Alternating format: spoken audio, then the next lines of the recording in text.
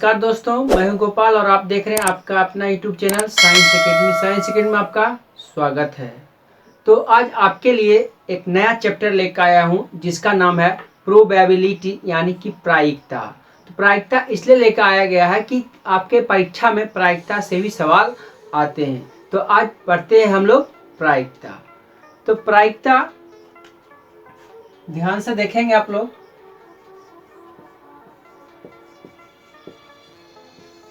प्रायिकता जिसको अंग्रेजी में कहते हैं प्रोबेबिलिटी,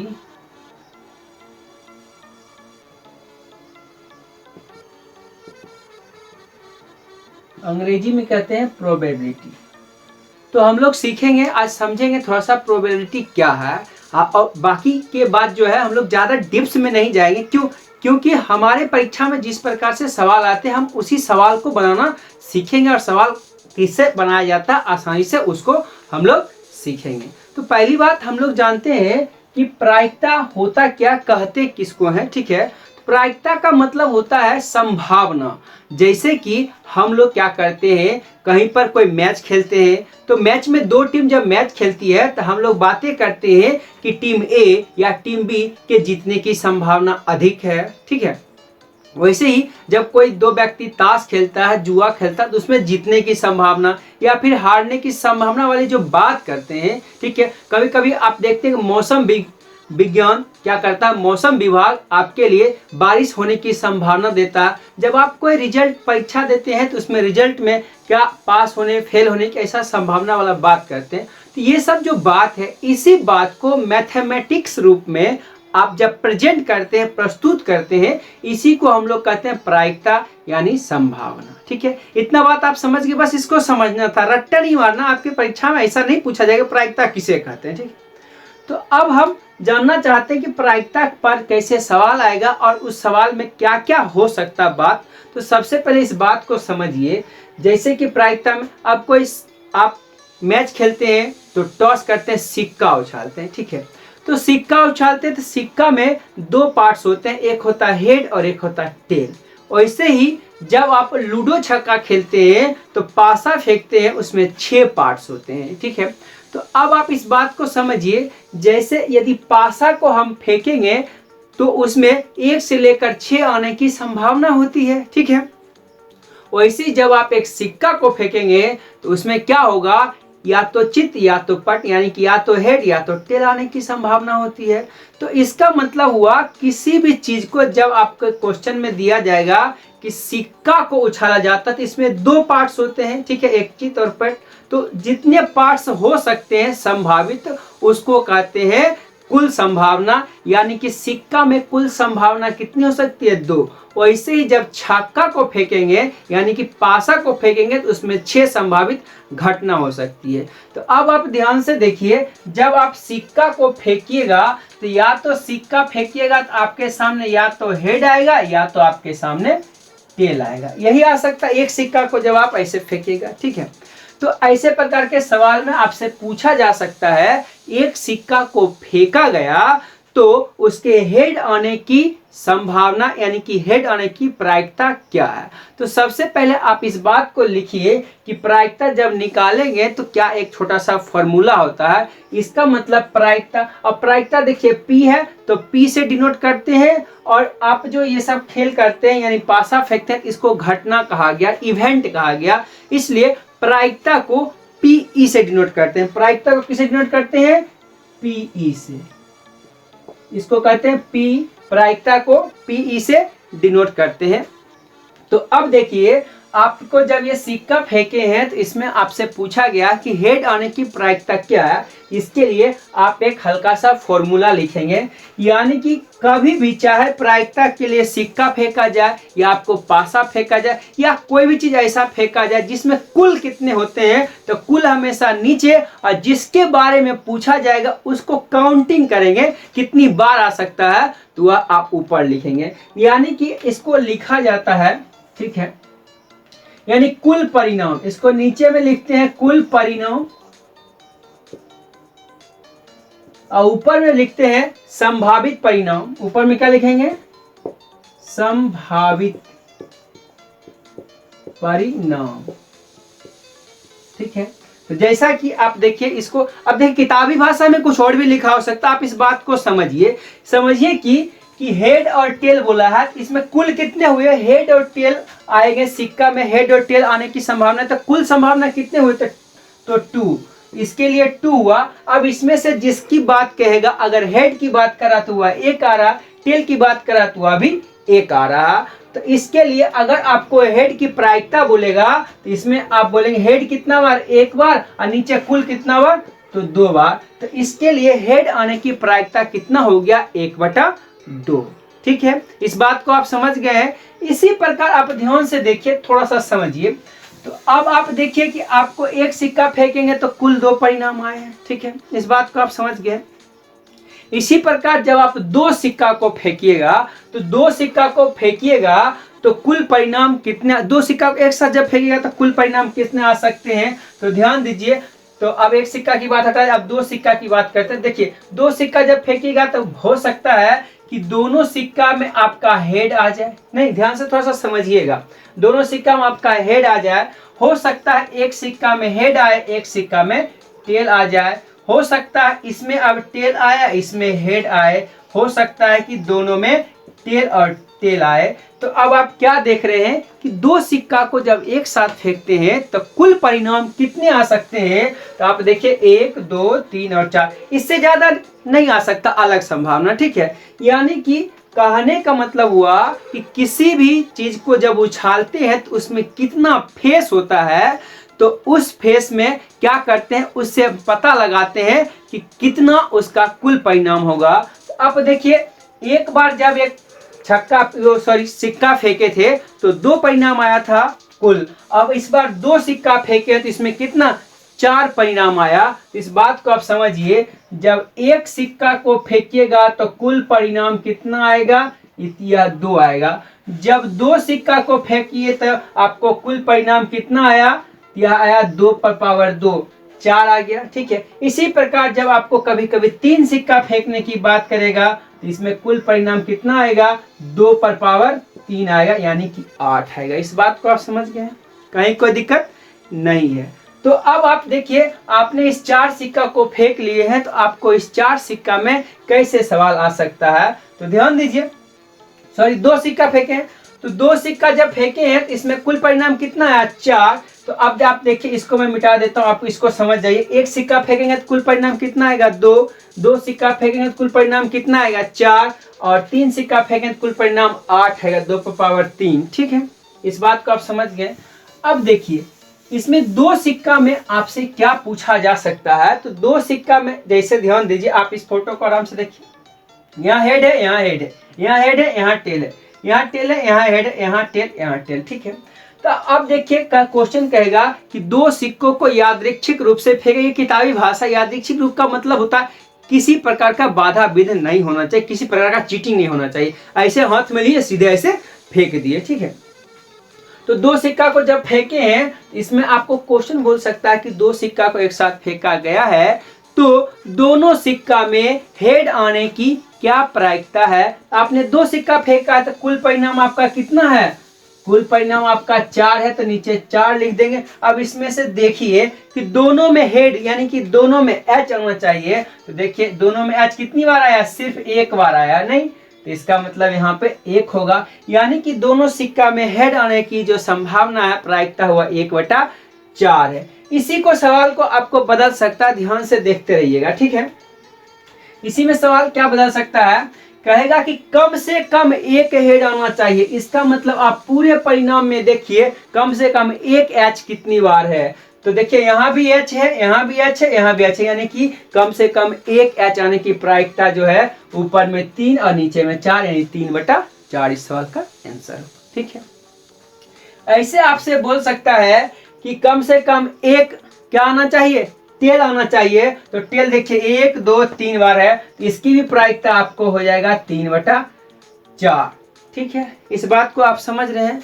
तो इस बात को फिर से और समझिए, आपने समझा कि एक सिक्का जब फेंकते हैं तब कुल परिणाम कितना आता है, 2, यानी 2 पर पावर 1, क्योंकि 2 फेस था। ठीक है, अब जब 2 सिक्का फेंकते हैं तो इसमें 2 पर पावर 2 आता है। ठीक है। अगर 3 सिक्का फेंकेंगे तो 2 पर पावर 3 आएगा। इस बात को आप समझ गए हैं, तो इसको मिटा लेते हैं। अब थोड़ा सा समझते हैं कि छक्का, ध्यान से देखिएगा, समझिए तब बाकी अच्छा बात आप समझ पाइएगा। तो आप ध्यान से थोड़ा सा देखते रहिएगा। जैसे आप क्या फेंकेंगे, पासा को फेंकेंगे, ठीक है। पासा को जब फेंकेगा तो पासा लूडो छक्का आप खेलते हैं, उसमें पासा में कितना लिखा होता है, 1 2 3 4 5 6, तो 6 तक होता है, 6 से ज्यादा नहीं होता, ठीक है, और 1 से कम भी नहीं होता, यह भी ध्यान दीजिए, 0 का भी उसमें नहीं होता। तो आप ध्यान दीजिए, तो 6 पासा, तो पासा में कुल फेस कितने हैं, कुल फेस 6 हैं। तो यानी कि एक पासा जब आप फेंकिएगा, एक पासा जब आप फेंकिएगा तब आपसे पूछा जाए कि कुल परिणाम कितने हो सकते हैं, तो कुल परिणाम आपके 6 हो सकते हैं, ठीक है। कुल परिणाम आपके 6 हो गए। जब 2 पासा एक साथ फेंका जाएगा, 2 पासा को, तो कुल परिणाम कितना होगा, 6 पर पावर 2, माने कि 36 परिणाम हो सकते हैं कुल। यानी जैसे नीचे में यहाँ कुल लिखे थे 4, वैसे जब 2 पासा को फेंकेगा आप कुल के जगह पे क्या लिखिएगा, 36 लिखिएगा। वहीं पर आप 3 पासा जब एक साथ फेंक दीजिएगा तब आपको लिखना पड़ेगा 6 पर पावर 3, ठीक है। इस बात को आप ध्यान से समझ लीजिए, क्योंकि जब आपके सामने क्वेश्चन आया कि 2 पासा को फेंका गया तब क्या होगा, 36 परिणाम का आप कर करके नहीं देख पाइएगा कि कितना होता है, करिएगा तो आप ऑलबल हो जाएगा। इसलिए आपको इस बात को याद रखना, क्योंकि सिक्का में 2 फेस था तो 2 फेस में 4 होता है, तो 4 हमने करके देख लिया। वही 3 सिक्का दे देंगे तो करने में बहुत देर लग जाएगा, ठीक है, तो इसलिए याद कर लेते हैं। तो इसी प्रकार एक पासा को जब फेंकेंगे तो कुल परिणाम होगा 6, ठीक है, और 2 पासा जब फेंकेंगे तो कुल परिणाम होगा 6 पर पावर 2 माने 36। 3 पासा जब फेंकेंगे तो कुल परिणाम होगा 6 पर पावर 3 यानी 216। इस बात को समझ गए। अब ध्यान से देखिए, अब पासा पे कैसे सवाल, ध्यान से आप ध्यान देते रहिएगा, क्योंकि अभी जो आप इधर देख रहे हैं इस पर एक सवाल बनने वाला, बहुत इंपॉर्टेंट सवाल बनेगा, ठीक है। तो इसको मिटाता हूं, ध्यान से देखिए कि पासा पे आपके सामने सवाल कैसे आ सकता है, ठीक है। तो देखिए, पासा जब आपको एक पासा उछाल देगा तो पासा में जो आपको अभी बताया गया था कि कुल परिणाम आपके कितने आ सकते हैं, तो कुल परिणाम आपके 6 आ सकते हैं। तो वह 6 क्या क्या हो सकता है, इसको आप ध्यान से देखिए। तो 6 क्या होगा, 1 2 3 4 5 6, बस इतना ही हो सकता है। तो ध्यान दीजिए, ये आपका पासा रहा, ठीक है। देखिए, 1 आ गया, 2 आ गया, 3 आ गया, 4 5 और 6, यानी कि पासा जब आप फेंकिएगा तो यही आपको इनमें से 1 से लेकर 6 तक ही आ सकता है। इस पर देखिए आपके सवाल कैसे पूछा जाएगा कि जब एक पासा को हम फेंकते हैं, जब एक पासा को फेंकते हैं तो इसमें क्या बोलेगा, सम संख्या आने की प्रायिकता क्या है। तो आपको पता है कि कहीं भी प्रायिकता जब निकालना होता है तब फॉर्मूला वही होता है, संभावित परिणाम बटा में कुल परिणाम, ठीक है। तो आप क्या देख सकते हैं यहाँ पे, तो सम संख्या नहीं, सम संख्या की बात क्वेश्चन आपको बोला है कि सम संख्या की प्रायिकता बताओ जब पासा को फेंकते हैं। तो सम संख्या इसमें कितना है, देखिए 1 2 और 3, यानी 2 4 6, यह कितना 3 पीस है, इसको 3 लिखेंगे, ठीक है। तो आपको प्रायिकता निकालना है, तो आप जानते हैं कि पासा को फेंकेंगे तो कुल होगा 6 और ऊपर सम की बात किया तो सम होगा इसमें 3।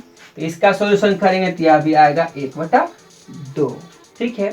अब आपको इसमें सवाल फिर से घुमाया जा सकता है, कहेगा कि इसमें से अभाज्य संख्या आने की प्रायिकता बताइए। तो अभाज्य संख्या आने की प्रायिकता, तो फिर से हमेशा प्रायिकता में आप याद रखिए हमेशा नीचे में टोटल देना है। तो देखिए नीचे वाला में कोई चेंजिंग नहीं होगा। आपको सवाल क्या बोला है, अभाज्य संख्या, ठीक है, ध्यान से देखिए, अभाज्य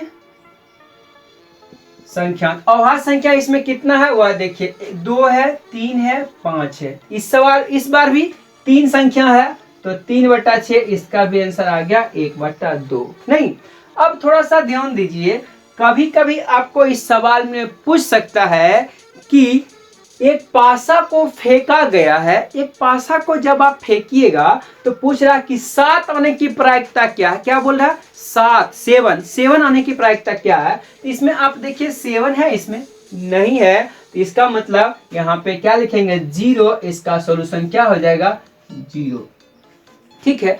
तो इसका आप थोड़ा सा बात को समझिए, गहराई को।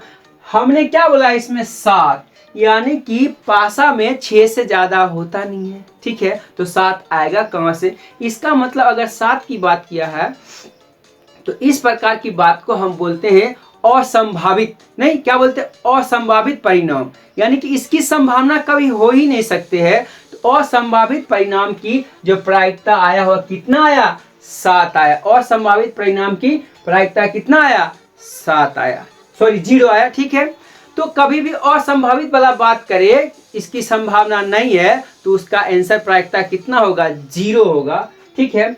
और कभी भी एक कहता है कि निश्चित घटना, नहीं एक निश्चित घटना, जैसे आप देखिए इसमें 1 2 3 4 5 6, यह 6 निश्चित है, नहीं तो निश्चित घटना कह देगा। तो निश्चित घटना कितना है? इसमें 6 है और नीचे भी 6 है, इसका आंसर कितना आएगा? 1 आएगा। तो यहाँ से देखिए एक सवाल आपके ऊपर बन गया, अब ध्यान से देखिएगा, यानी कि या तो कहेगा असंभावित घटना, नहीं उसकी प्रायिकता क्या होती है? तो इसका प्रायिकता होगा 0। कहेगा निश्चित घटना की प्रायिकता क्या होती है? क्या होगा? 1। इसको लिख लेते हैं इसको, क्योंकि इसको रट्टा मारना है, ठीक है। तो ध्यान से देखिए, अब काम की बात आप सीखेंगे।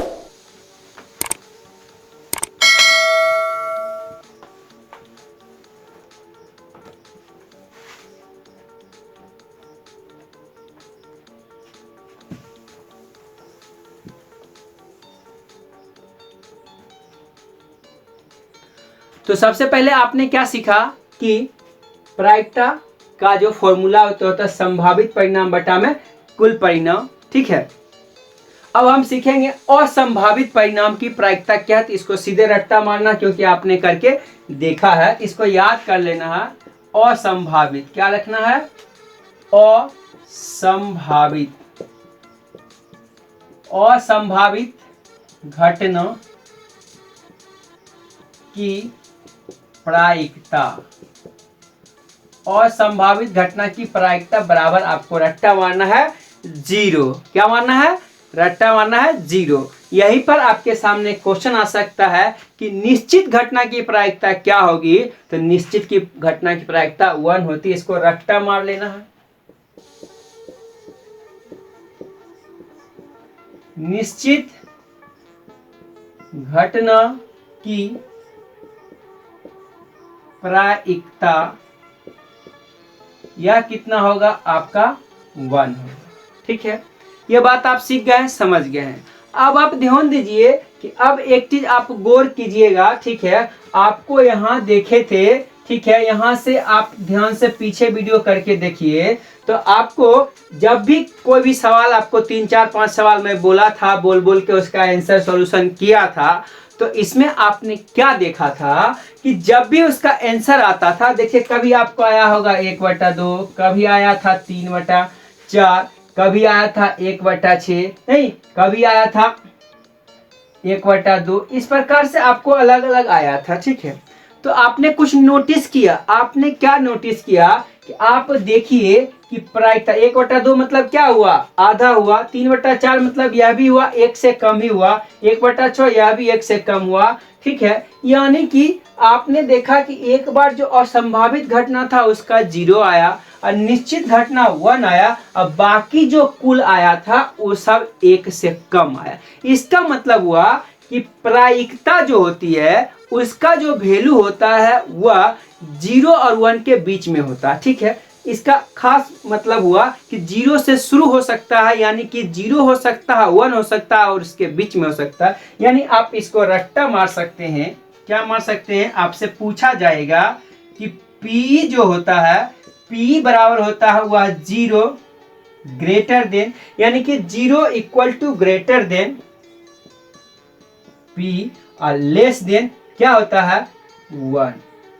लेस देन इक्वल टू 1, यानी कि 0 से बड़ा हो सकता है या 1 हो सकता है या उससे छोटा हो सकता है। कभी भी 0 से कम नहीं हो सकता है और कभी भी 1 से बड़ा नहीं हो सकता। कभी भी क्या होता है? 1 से बड़ा नहीं होता। इसका सीधा सा अर्थ एक और भी, ये तो सिंबॉलिक्स हो गया, इसका सीधा सा अर्थ एक यह भी हो गया कि किसी भी घटना की प्रायिकता 0 से कम नहीं होगी, इसका मतलब होगा कि निगेटिव नहीं हो सकता, ऋणात्मक नहीं हो सकता। तो आप यहां पे लिख सकते हैं पीई ऋणात्मक नहीं हो सकता,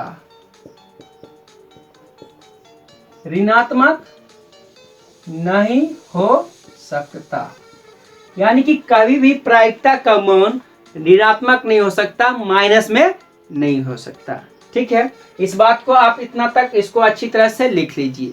अब इसमें से एक बात और आपको सीखना है, तो देखते हैं, आगे चलते हैं। ठीक है, इसको मैं मिटा रहा हूं।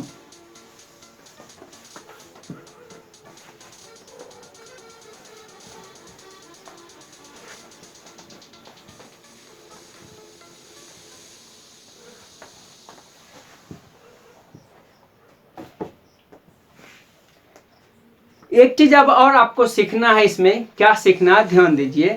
आपको कहा जा सकता है कि जैसे एक तो हुआ पी मतलब प्रायिकता, एक होता प्रायिकता नहीं, यानी पीई नोट होता। जैसे कि कहने का मतलब कि आपको कहा जाएगा कि कोई चीज सिक्का पासा फेंका गया है, तो आपसे पूछा जाएगा कि हेड आने की प्रायिकता क्या है।